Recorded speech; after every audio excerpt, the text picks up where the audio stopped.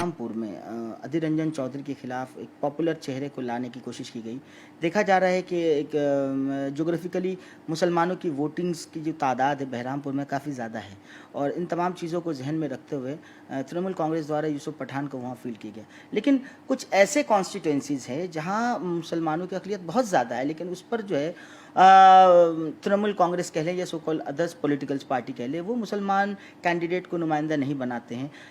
क्या लगता है कि बड़ी जो आवाज़ है अपोजिशंस की, उनको दबाने की एक दोनों केंद्र और राज्य सरकार दोनों की कोशिश रहती है? देखिए, दो क्वेश्चन आपके इसमें आता है, ठीक है ना। पहला क्वेश्चन है जो अपोजिशन को ख़त्म करने की बात है। एक शेर है कि वो झूठ बोल रहा था बड़े सलीके से, मैं एतबार ना करता तो क्या करता। एक और बात है ना, करेला जब जाके नीम से मिला ना तो वो कड़वा नहीं हुआ, मीठा हो। माइनॉरिटी को मैं बार बार सवाल करता हूँ माइनॉरिटी को लेकर, इसलिए क्योंकि जो है हिंदुस्तान में जस्टिस रंगनाथन मिश्रा कह लें या जस्टिस सच्चर, तमाम की जो रिपोर्ट है कि माइनॉरिटीज़ जो है मुसलमान ख़ास तौर पर जो है काफ़ी नीचे पोजीशंस पर है, तालीम के म्यार से कह लें, जॉब के म्यार से कह लें। चूँकि आप सियासत से जुड़े हुए हैं ज़ैद अनवर साहब, मुसलमानों का सियासत में क्या फ्यूचर है जिस तरीके से रिप्रेजेंटेशन जो है कम होती जा रही है? हाँ, द रीज़न इज़ दैट, देखिए ना, हम लोगों का ये बहुत बड़ा सवाल है। मैं इस बहुत जिम्मेदारी से एक बात कहता हूँ। कह रहे नहीं बदलेंगे, नहीं बदलेंगे। अगर संविधान बदलेगा, मुसलमान से सबसे बड़ा दलित को तकलीफ होगा, ओबीसी को तकलीफ होगा, और ये तमाम ओबीसी दलित को नीचे रखने के लिए ये लोग तमाम के तमाम बना के रखे हैं। मुसलमान को क्या तकलीफ होगी? ज़्यादा से ज़्यादा मुसलमान को क्या तकलीफ होगी? मुसलमान एक बहाना है, इनको दलित को पीछे ले जाना है। बात समझे ना? दलित को पीछे रखना है, नीचे रखना है, उनको आगे ऊपर नहीं आने देंगे। हाँ, चूंकि तमाम जो कमिटीज है, हाँ, उनके मुताबिक तो मुसलमान सबसे नीचे है ही, हम तो है ही इल्म में है ना, हम नीचे ही है। मगर दलित जो ताकत में आ रही है, बाबा साहब अम्बेडकर ने किताब में जो दिया हमारे कॉन्स्टिट्यूशन में, जिनको राइट्स दिया, वो तमाम काटने के तौर पे हैं, ये दलित को काटने के तौर पे।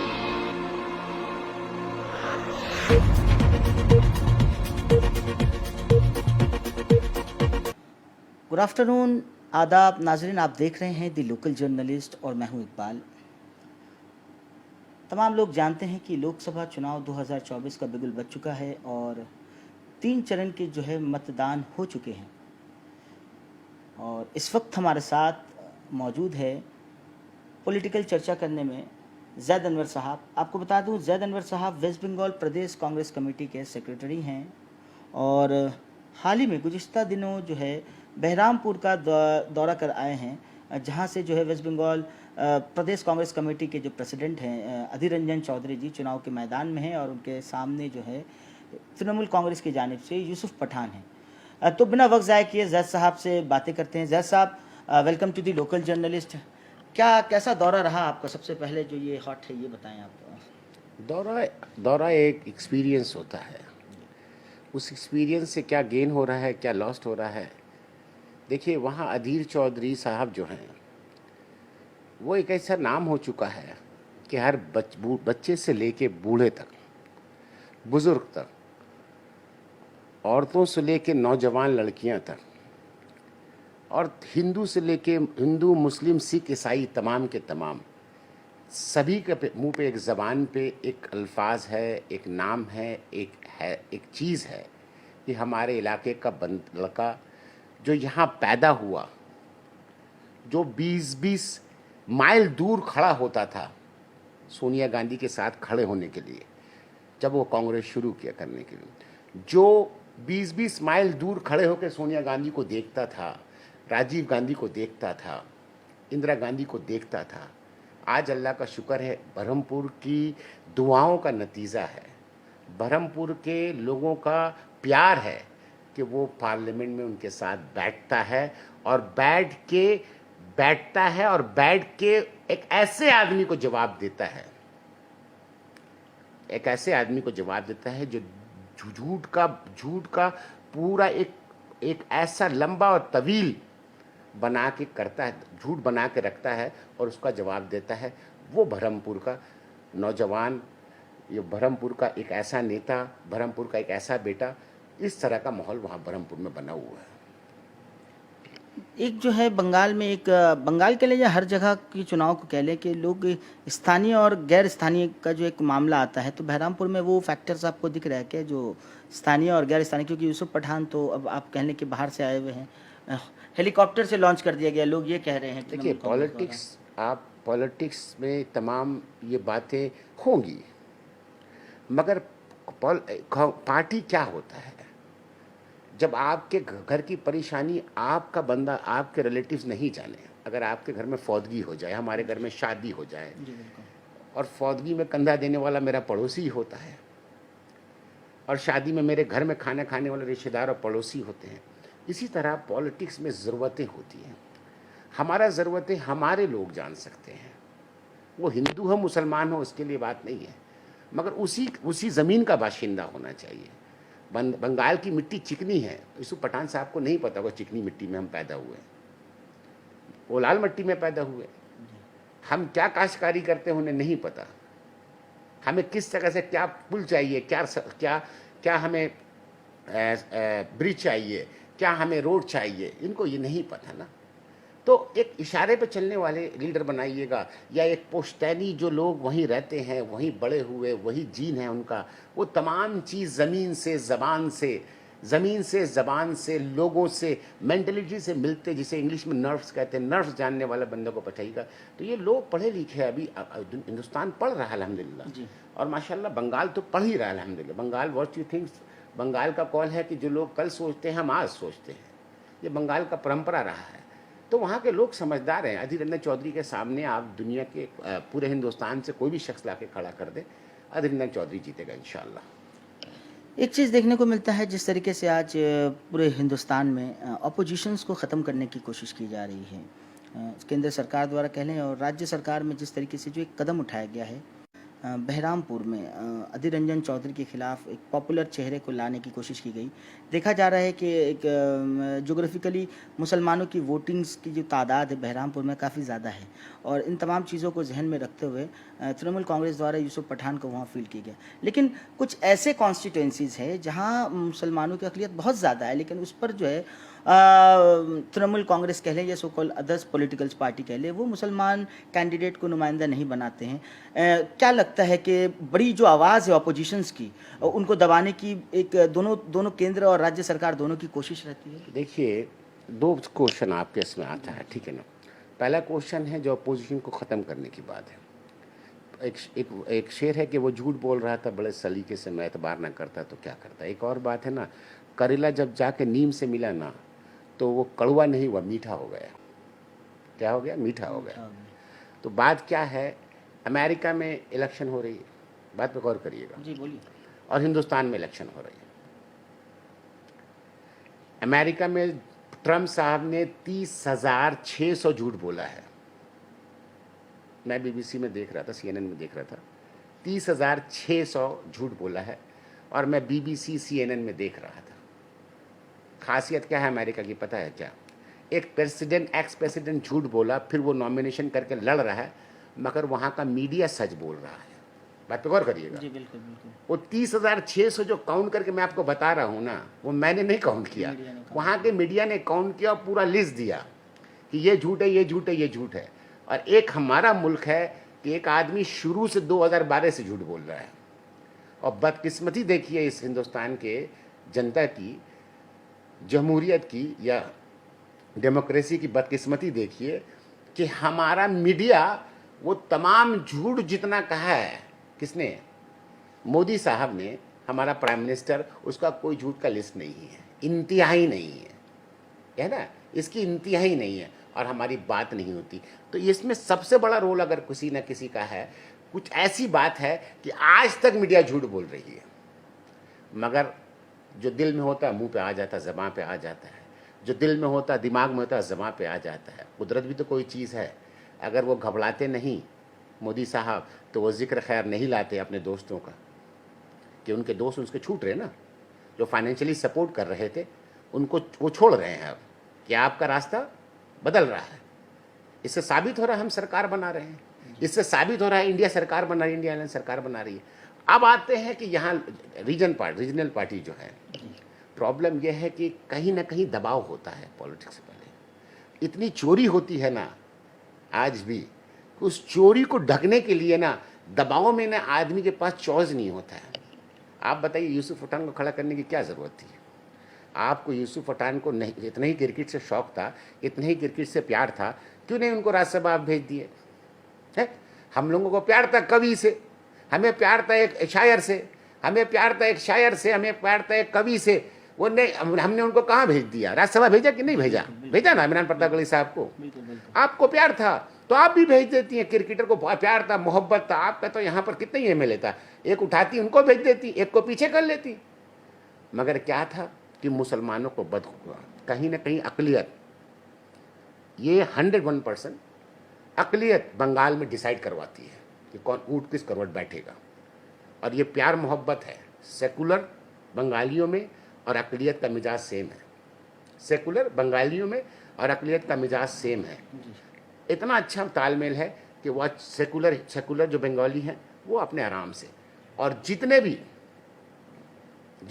बात को समझिएगा, तो क्या है कि एक दबाव होता है, उस दबाव के आगे मजबूर होता है।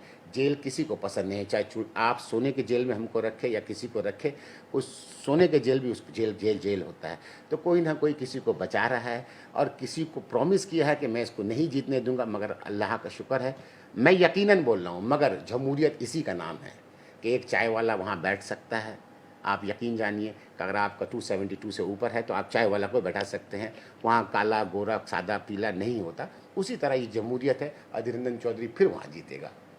जज साहब, एक चीज़ और देखने को मिल रहा है इस चुनाव में, ख़ासतौर पर मगरबी बंगाल में, जिस तरीके से नैरेटिव को जो सेट किया जा रहा है कि ये चुनाव जो है TMC versus BJP, CPIM Congress को उस तरीके से जो है कह दे कि चुनावी मैदान में उस तरीके से मीडिया में हो सकता है स्पेस नहीं दिया जा रहा है, या ट्रायंगल फाइट को दिखाया नहीं जा रहा है। बार बार जब भी कुछ होती है तो टीएमसी की तरफ से बीजेपी के ऊपर वार होती है और बीजेपी की तरफ से जो है तृणमूल कांग्रेस के ऊपर वार होती है। तो इस जगह पर जो है कांग्रेस और सीपीआईएम अपने आप को किस जगह पर देखती है? दोनों का एक अंडरस्टैंडिंग है, ठीक है ना।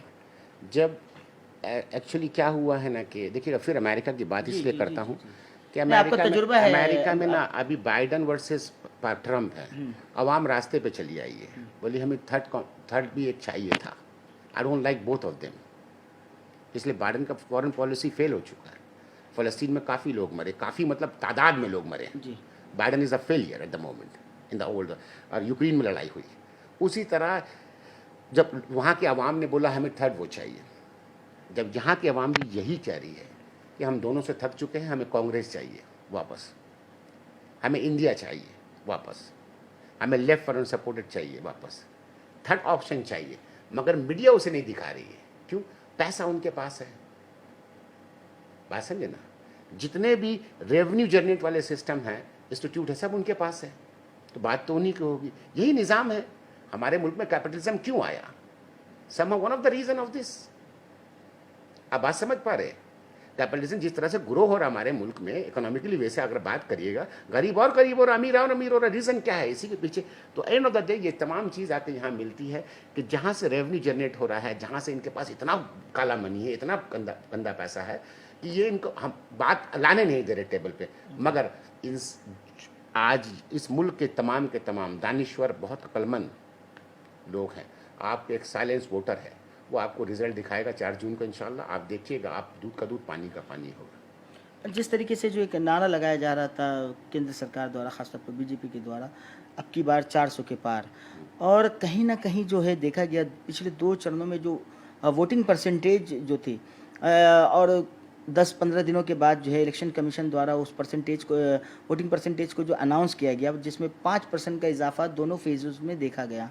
तो एक बड़ा सवालिया आता है इलेक्शन कमीशन को लेकर, इस डेटा को लेकर। आपको क्या लगता है ये 5% का इजाफा कहाँ टर्न करवाने की कोशिश? नौजवान आ चुके हैं, नौजवान वोटर बड़े हैं, ठीक है, और नौजवान जानते हैं राजीव गांधी साहब ने क्या किया। अगर आपके हाथ में मोबाइल है ना, राजीव गांधी का देन है। समझे मेरी बात को? आपके हाथ में अभी आईटी जो हम बना रहे हैं ना, G20 में हम बात करते हैं ना सीना चौड़ा करके, ये किसका? राजीव गांधी का देन है। समझे मेरी बात? और आप जो 18 साल में वोट देते हैं ना, नहीं तो 21 साल में आपको वोट देना पड़ता है, ये राजीव गांधी का देन है। तो नौजवान जो है ना, वो कांग्रेस को पसंद कर रहे हैं। नौजवान है हमारा नेता राहुल गांधी, नौजवान है हमारा नेता राहुल गांधी, शानदार है, खूबसूरत है, बात करने जानता है। डिबेट में बैठा दीजिए, चैलेंज तो करते हैं बराबर, क्यों नहीं बैठ जाते हैं? तो नौजवान जानते हैं और हिंदुस्तान इसी नौजवान को खोज रहा है जो 5% बड़ा है, वो इंडिया के फेवर में। 10 सालों से काफ़ी प्रधानमंत्री कहते हैं हमने बहुत सारी चीज़ों में जो है विकास किया, लेकिन जब चुनाव आता है तो मामला जो है दोबारा ध्रुवीकरण की राजनीति की तरफ रुख मुड़ जाता है। कुछ दिन पहले देखा गया कि होम मिनिस्टर जो है अमित शाह वो आते हैं और कहते हैं कि मुसलमान कोटा ख़त्म कर दिया जाएगा। पहली बात तो कॉन्स्टिट्यूशन में नहीं, धर्म के आधार पर कहीं आरक्षण है नहीं, मजहबी तौर पर आरक्षण है नहीं। और ये इस तरीके का जो बयान है, इस तरीके का बयान एक होम मिनिस्टर द्वारा कितना जो है ऑडियंस को इम्पैक्ट करता है लोगों को। देखिए एक्चुअली क्या है ना, मज़हब का कार्ड दुनिया में कोई भी किताब आप उठाइएगा ना, जब आप ख़त्म हो रहे होंगे, लेनिन ने क्या कहा था, मज़हब से बड़ा अफीम कोई चीज़ नहीं है, जब तो वही बात आती है। Karl Marx. हाँ, तो यही इनका मज़ा, इनका अंदाज़ है, इनके पास है मुसलमान, पाकिस्तान और राम। यकीन मानिए थे तमाम मजहबी तौर पे बात हो रही, राम और हाईएस्ट कहीं ना कहीं आके अपने फ़ौज को मरवा देना। बोल मामा देखे रियलिटी क्या था, दिखाया क्या गया, आप बात समझ रहे। तो ये तमाम चीज़, मगर लोग कब तक मानेंगे। आज गरीब के बच्चे खाना मांग रहे हैं। आज प्रधानमंत्री का बयान बैरकपुर में रहा कि हमारी सरकार आएगी तो रामनवमी मनाने से आपको रोका नहीं जाएगा। ये नहीं, इस तरीके का बेतुका इस बयान। मुल्क में रामनवमी हो, मुहर्रम हो, ईद हो, होली हो, हिंदू मुस्लिम मिल के मनाते हैं, ठीक है ना।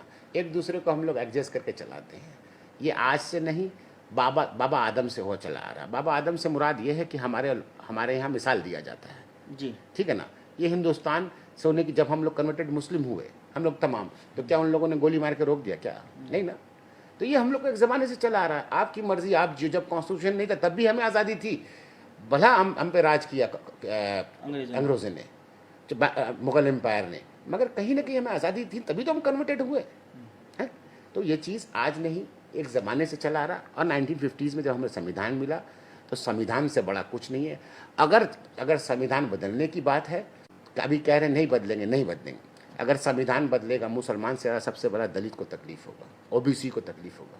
और ये तमाम ओबीसी दलित को नीचे रखने के लिए ये लोग तमाम के तमाम बना के रखे हैं। मुसलमान को क्या तकलीफ होगी? ज़्यादा से ज़्यादा मुसलमान को क्या तकलीफ होगी? मुसलमान एक बहाना है, इनको दलित को पीछे ले जाना है। बात समझे ना, दलित को पीछे रखना है, नीचे रखना है, उनको आगे ऊपर नहीं आने देंगे। हाँ, तमाम जो कमिटीज है, हाँ, उनके मुताबिक तो मुसलमान सबसे नीचे है ही, हम तो है ही नीचे, हम नीचे ही है। मगर दलित जो ताकत में आ रही है, बाबा साहब अम्बेडकर ने किताब में जो दिया है, हमारे कॉन्स्टिट्यूशन में जिनको राइट्स दिया, वो तमाम काटने के तौर पे हैं, ये दलित को काटने के तौर पे हैं, इनका ये जहन है। मगर मुसलमान तो एक बहाना है, बात समझे। मगर अगर आप बोल रहे हैं अभी हर जगह नहीं हम नहीं बदलेंगे, आप नहीं बदले तो मोहन भागवत ने क्यों कहा था हम संविधान बदलेंगे? आपको 400 की जरूरत क्यों हो गई है? तो अब इनको 400 भी नहीं मिलेगा हजरत। आप देखिए, ये अगर एक पार हो गए, 100-200 से पार हो गए तो मान जाऊंगा आपको। एक और चीज़ जो देखने को मिल रहा है, जैसा आप पिछले कई दिनों से जो है राहुल गांधी जिस तरीके से जो अपना जो स्पीचेस दे रहे हैं, और जो क्या कहते हैं मैनिफेस्टो में जो कहा गया कि पहली नौकरी 1 लाख रुपए नौजवानों को, महिलाओं को 1 लाख रुपए, ये कितना जो है इम्पैक्टफुल रहेगा इस चुनाव में, क्योंकि जो है लोगों के भलाई के लिए बातें हो रही हैं। एक आदमी ने उम्मीद दे के 2 लाख नौकरी देंगे, 15 लाख रुपया देंगे, बोला था ना भाई। हमने तो 15 लाख का बात नहीं किया, हमने बात किया 1 लाख रुपया सालाना दूंगा, हमारा नेता बोला। और हमारा नेता देने का ताकत रखता है। बड़ा से बड़ा शास्त्री को उठा कर दिखाइएगा, इकोनॉमिक उसको उठाइएगा, इकोनॉमिस्ट को उठाइएगा, वो यकीनन आपको बोलेगा इज पॉसिबल। आप बड़े से बड़ा गणित को उठाइएगा, गणित को उठा के देखिएगा, 2.5 लाख रुपए सालाना दे सकता है। झूठ उस तरह बोल, इतना बड़ा जुमला फेंका, 0 बटा सन्नाटा है ना जी, कि नहीं है। यकीनन बोलिए ना, आपको मिला 15 लाख रुपया है? आपको मिला? नहीं मिला ना। मगर 1 लाख रुपए जो बोला है राहुल गांधी ने, करके दिखाया है। जैसे ही हमारा सरकार बना था एमपी में, जैसे हमारा सरकार बना था, उसी सरकार बना था, हम लोगों ने तमाम के तमाम किसानों का कर्जा माफ़ किया था कि नहीं किया? करके दिखाया ना जी, क्या ना। तो हमने बोला किया। अभी हमारा सरकार बना कहाँ? कर्नाटका में। करके दिखाया कि नहीं दिखाया? तमाम के तमाम मैनिफेस्टो फॉलो हुआ? नहीं हुआ ना? हुआ कि नहीं हुआ? तो ये कर सकता है, ऑल ओवर इंडिया उठाइएगा, कर सकता है। और राहुल गांधी कोई ऐसा नहीं किसी ने लिख के दिया, पढ़ दिया, एक पढ़ा लिखा इंसान है, टॉप ऑक्सफोर्ड से पढ़ के आया है, ये तमाम छोटी मोटी बात नहीं वो है। कह रहे हैं कि जो इनइक्वालिटी है, जो 2% जो अमीर हैं, 1 या 2%, वो पूरे देश का 60 से 70% जो है धन के ऊपर जो उनका जो है हुकूमत है, मैंने अभी और वो आपको तमाम कैपिट- चीज़ों को गरीबों में बांटा जाएगा। कौन ये हाँ राहुल गांधी का ये बिल्कुल बयान सही, है। मैंने कैपिटलिज्म का वर्ड इस्तेमाल जी, किया बिल्कुल ना। बिल्कुल हाँ, बिल्कुल। कैपिटलिज्म बहुत तेज़ी से हिंदुस्तान में इंक्रीज हो रहा है, ठीक है ना। तो इसी को रोकने के लिए आपको अगर बनाना है, अब अगर आपको बचाना है अपने बच्चों के फ्यूचर, तो आप नौजवान राहुल गांधी साहब को लाए और बैठाएं। इकोनॉमिस्ट भी है, तमाम के तमाम इंटेलिजेंट मैन है, वेल एजुकेटेड मैन है। अगर हमारा प्रधानमंत्री यंग है, इंटेलिजेंट हो, पढ़ा लिखा हो, तमाम चीज़ अल्लाह ने उसमें दी है, तो क्यों नहीं बैठ सकता।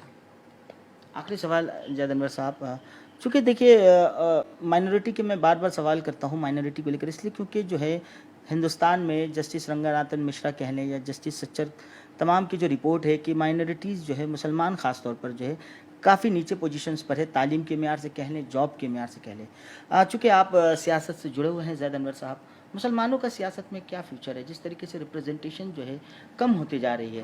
हाँ, द रीज़न इज़ दैट, देखिए ना, हम लोगों का ये बहुत बड़ा सवाल है। मैं इस बहुत जिम्मेदारी से एक बात कहता हूँ।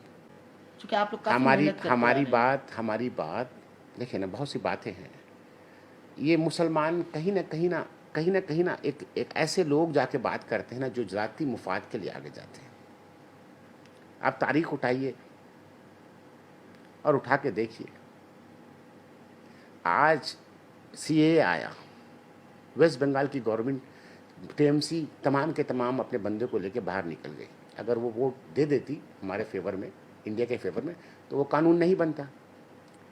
और तो मेजॉरिटी था ना, नहीं, फिर देखिए बहुत गलत, नहीं आप गलत। लोकसभा में तो बीजेपी का मेजॉरिटी था, मगर राज्यसभा में तो पास नहीं हो पाती। राज्यसभा में बहुत सारी पार्टीज वॉकआउट कर गई हाँ, थी। बहुत को छोड़िए, हमारा भाई तो भाई था ना। जी बिल्कुल बिल्कुल। आप हमारे नमाज में आती हैं, आप हमारे इमाम के साथ बैठती हैं।